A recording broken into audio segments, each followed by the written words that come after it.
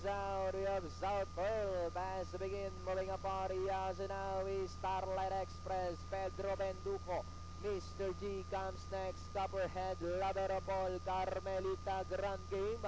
And Bobon Lancer in that order. Into the turn they go. Pedro Benduco by about 3 lengths now. Starlight Express in second. Laberapol in third. Then followed by South Pearl in fourth. Mr. G is down in fifth. Next in line, Copperhead, Bobon Lancer, Carmelita, and Grand Game now racing in last. They swing into the back.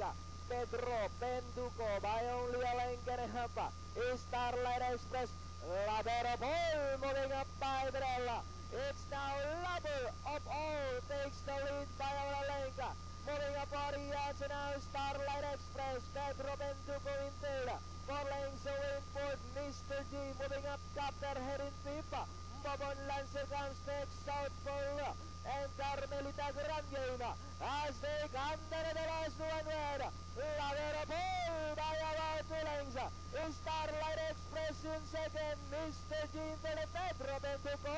But still, Laberapol by about 3 lengths above Starlight Express, Mr. G. And finally, it's Ladder of All. Second, Mr. G, Starlight Express. Then comes Copperhead. This portion is brought to you by New Double Strength for GBT Forte. 6-6 sa siglat lakas. Pedro Benduco papasok na Pampenta-Pectacom. So it will be 1, 4, 6, 9, and 3. Unofficial placings po natin yan. At ito yung ating quarter times na